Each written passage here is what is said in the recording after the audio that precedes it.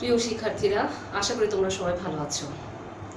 আজকে আমি তোমাদেরকে নবম এবং দশম শ্রেণীর বই থেকে, বাংলা দ্বিতীয় পত্র বই থেকে পঞ্চম অধ্যায়ের দ্বিতীয় পরিচ্ছেদ পড়াবো। দেখো, পরিচ্ছেদটির নাম কি? শব্দের যোগ্যতার বিকাশ ও বাগধারা। তোমরা সবাই তোমাদের বইয়ের 177 পৃষ্ঠা বের করো। বইয়ের ঠিক মাঝখানে যেটি আছে, আমি তোমাদের সুবিধার্থে সেটি আমি একটু আগেই বোঝাবো, অর্থাৎ মাঝখানে জিনিসটা আমি প্রথমে এনে বোঝাচ্ছি তোমাদেরকে, তোমাদের এতে সুবিধাই হবে। দেখো, কিছু শব্দ আছে বাংলা ভাষায়, এমন কিছু শব্দ আছে যেগুলোর দুই ধরনের অর্থ। একটা হচ্ছে তার আবিধানিক অর্থ, আর একটা হচ্ছে কি ব্যবহারিক অর্থ। তো এখন আমরা যেটা ব্যবহার করব সেটা দেখো, শব্দটি যখন আবিধানিক অর্থে ব্যবহৃত হয়, শব্দটি যখন আবিধানিক অর্থে ব্যবহৃত হয় তখন তাকে বলা হয় বাচ্যার্থ। আর শব্দটি যখন ব্যবহারিক অর্থে ব্যবহৃত হয় তখন তাকে বলা হয় লক্ষ্যার্থ। তাহলে এখন আমরা শুরু করছি। দেখো, 177 পৃষ্ঠার প্রথমে 1 নম্বরে দেখো কি আছে, সৃষ্ট রীতি বা রীতিসিদ্ধ প্রয়োগ। আমরা যদি বলি ছাত্রটির মাথা ভালো, তাহলে এখানে আমি মাথা বলতে আমি দুই ধরনের অর্থ বুঝছি। কিরকম? এক, মাথা হচ্ছে দেহের অঙ্গবিশেষ, আরেকটা হচ্ছে কি ছাত্রটির মাথা ভালো, সেখানে বোঝাচ্ছে মেধা ভালো, অর্থাৎ ছেলেটি মেধাবী বা ছাত্রটি মেধাবী। তাহলে আমি ছাত্রটির মাথা ভালো যখন বলবো, আমি কি আসলে কি তার দেহের অঙ্গবিশেষকে বোঝাবো? মোটেও না। তাহলে এখানে দেখা যাচ্ছে যে ছাত্রটির মাথা ভালো বলতে এখানে বোঝানো হচ্ছে যে, তাহলে মাথাটা কি, এটা কি ব্যবহারিক অর্থে বোঝানো হচ্ছে নাকি আবিধানিক অর্থে বোঝানো হচ্ছে? নিশ্চয়ই ব্যবহারিক অর্থে বোঝানো হচ্ছে। তার মানে মাথা শব্দের আবিধানিক অর্থ হচ্ছে দেহের অঙ্গবিশেষ, আর ব্যবহারিক অর্থ হচ্ছে মেধাবী বা মেধা। এখন দেখো 2, শব্দের অর্থ সংকোচে। তাহলে শব্দের অর্থ সংকোচ কিরকম? ইনি আমার বৈবাহিক। তাহলে বৈবাহিক কথাটি বললে প্রথমে যেটা মাথায় আসে সেটা হচ্ছে বিবাহ সূত্রে সম্পর্কিত, হ্যাঁ, অথবা বিবাহ সূত্রে কোনো একটা সম্পর্ক, কিন্তু আসলে তা না। শব্দটি সংকোচিত, অর্থাৎ শব্দটি হয়েছে কি ছেলে বা মেয়ের শ্বশুর সম্পর্কিত একজন ব্যক্তিকে বোঝাচ্ছে। তাহলে এখান থেকে আমরা ধরে নিতে পারি বৈবাহিক শব্দটির আবিধানিক অর্থ কি? বৈবাহিক শব্দটির আবিধানিক অর্থ হচ্ছে কি বিবাহ সূত্রে সম্পর্কিত। কিন্তু বৈবাহিক এখানে কি অর্থে ব্যবহৃত হয়েছে? ব্যবহারিক অর্থতে কি কি অর্থে ব্যবহার করা হচ্ছে? অর্থাৎ ছেলে বা মেয়ের শ্বশুর সম্পর্কিত ব্যক্তিকে বোঝাচ্ছে। এরপর দেখো 3, শব্দের অর্থান্তর প্রাপ্তি, অর্থাৎ অর্থান্তর অর্থে পরিবর্তন। কিরকম? দেখো, মেয়ের শ্বশুর বাড়ি তত্ত্ব পাঠানো হয়েছে।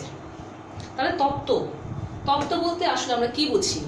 তত্ত্ব বলতে আমরা বুঝি, আমি যদি বলি তত্ত্ব শব্দের আবিধানিক অর্থ হচ্ছে সংবাদ, কিন্তু আমি যখন বলবো মেয়ের শ্বশুর বাড়ির তত্ত্ব পাঠানো হয়েছে, তখন সেই তত্ত্ব কিন্তু সংবাদ অর্থে নয়, উপঢৌকন মানে হচ্ছে উপহাস। আচ্ছা, তাহলে একে নতুন অর্থের আবির্ভাব বলা যেতে পারে। এরপর 4 দেখো, শব্দের উৎকর্ষ প্রাপ্তি। উৎকর্ষ মানে উন্নতি, আর অপকর্ষ মানে অবনতি। তাহলে দেখো, শ্রীরামকৃষ্ণ পরমহংস।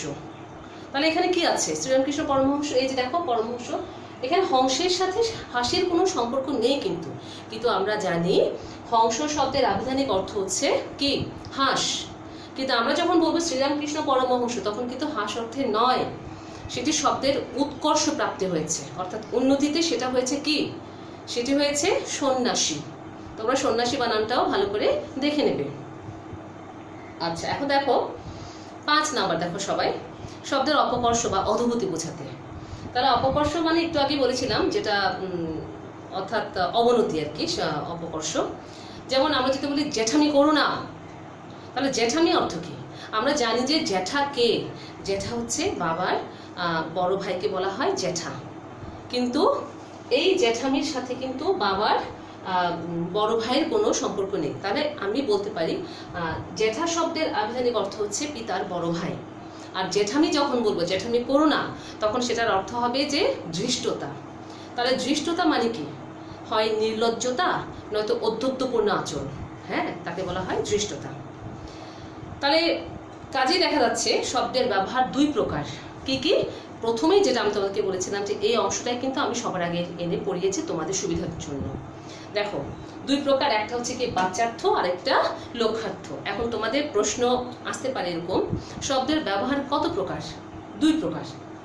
আচ্ছা, যে সকল শব্দ তাদের আবিধানিক অর্থে ব্যবহার বা ব্যবহৃত হয়, আবিধানিক অর্থই হচ্ছে তাদের বাচ্যার্থ। আর যে সকল অর্থ তাদের আবিধানিক অর্থে ব্যবহৃত না হয়ে অন্য অর্থে ব্যবহৃত হয়, ওই অন্য অর্থগুলোই তাদের লক্ষ্যার্থ। তাহলে এতটুকু পর্যন্ত বোঝানো শেষ। এখন দেখো নিচে কি আছে, বাগধারা বা বাক্যরীতি। কোনো শব্দ বা শব্দ সমষ্টি বাক্যে ব্যবহৃত হয়ে অর্থের দিক থেকে যখন বৈশিষ্ট্যপূর্ণ হয়ে ওঠে, তখন সে সকল শব্দ বা শব্দ সমষ্টিকে বাগধারা বা বাক্যরীতি বলা হয়। যেমন দেখো অনেক সময় এই শব্দগুলো দিয়ে দেখো এখানে কয়টা আছে, 1 2 3 4 5 6। দেখো মুখ। এখন আমরা যদি বলি এই ছেলে বংশের মুখ রক্ষা করবে, তাহলে ওখানে মুখটা কি অর্থে? সম্মান বাঁচাবে, তাই সম্মান বাঁচানো অর্থে। আবার আমরা যদি বলি শুধু শুধু ছেলেটাকে মুখ করছো কেন, তাহলে এইখানে মুখটা কি অর্থে? গালমন্দ করা। তো এখানে তোমরা দেখতে পাচ্ছ এখানে যতগুলো আছে আমি বোঝালাম ঠিক এতটুকু। এখন বাকি যেগুলো আছে সেগুলো কিন্তু তোমাদের অনুশীলনের বিষয়, বাসায় বসে। এগুলো যদি তোমরা শেষ করতে না পারো পরে কিন্তু আর সময় পাবে না। তোমাদের এখনই সময়, এগুলো এখানে বোঝানোর কিছু নেই, এগুলো তোমাদেরকে পড়তে হবে নিচে থেকে। আমি শুধু যেগুলো একটু তোমাদের চোখে পড়ে না, আমি সেগুলোই দাগ দিয়ে দিচ্ছি, তোমাদেরকে বলছি। দেখো 178 পৃষ্ঠা দেখে নাও কি আছে। হাত। এখন হাত দিয়ে আমি একটা বলি, দেখো কাজ করতে করতে কাজে হাত আসবে, তাহলে হাত আসা মানে কি? দক্ষতা, তাই না? কাজ করতে করতে কাজে হাত আসবে মানে দক্ষতা। এরপর দেখো দ্রষ্টব্য আছে না এখানে একটা, দেখো তো দ্রষ্টব্য, এটা দাগ দিয়ে রাখো তোমরা সবাই। এই দ্রষ্টব্যটা অনেক সময় এখান থেকে মাঝখান থেকে কিন্তু প্রশ্নে চলে আসে। বাগধারা গঠনে বিভিন্ন পদের ব্যবহার কি বলা হয়? রীতিসিদ্ধ প্রয়োগ। আচ্ছা, এরপরে দেখো এখানে মুখ দিয়ে অনেকগুলো শব্দ আছে, হাত দিয়ে অনেকগুলো বাক্য গঠন আছে। শব্দের অর্থগুলো তোমরা পড়বা, অর্থগুলো পড়লে হবে। মাথাতে কি আছে দেখো, মাথা ধরা, রোগ বিশেষ। মাথা ব্যথা, আগ্রহ। আমরা বলি না আমার খুব মাথা ধরেছে, হ্যাঁ, তাহলে রোগ বিশেষ। আর আমি যদি এই ব্যাপারে আমার কোনো মাথা ব্যথা নেই, তার মানে আমার কোনো আগ্রহ নেই। আচ্ছা, এভাবে করে পড়বে। এখন 179 পৃষ্ঠায় চলে আসো। কাঁচা আম, অপরিপক্ক আম। আর কাঁচা কথা, গুরুত্বহীন কথা। এখানে একটা জিনিস প্রায় সময় শিক্ষার্থীদের চোখে পড়ে না, দেখো ঠিক বাক্য গঠনে কাঁচা দিয়ে মাঝখানে শেষে যেটা আছে, কাঁচা লোকই কাঁচা কাজ করে থাকে। কাঁচা লোকই কাঁচা কাজ করে থাকে, এটা কিন্তু অনেক সময় চোখে পড়ে না, আমি খেয়াল করেছি ক্লাসে। কাঁচা মানে আনাড়ি লোক, আর কাঁচা কাজ মানে অনিপুণ কাজ। তো এভাবে করে তোমরা কি করবে, 179 দেখো, 79 পৃষ্ঠা, 180 পৃষ্ঠায় দেখো এখানে কি আছে। দেখো এখানে আছে শব্দাত্মক ও পদাত্মক বাগধারার অর্থের পার্থক্য ঘটে। দেখো যেমন দেখো গা শোয়া আর গায়ে শোয়া, গা লাগা আর গায়ে লাগা। তাহলে এখানে শব্দাত্মক আর পদাত্মকের মধ্যে পার্থক্যটা কি?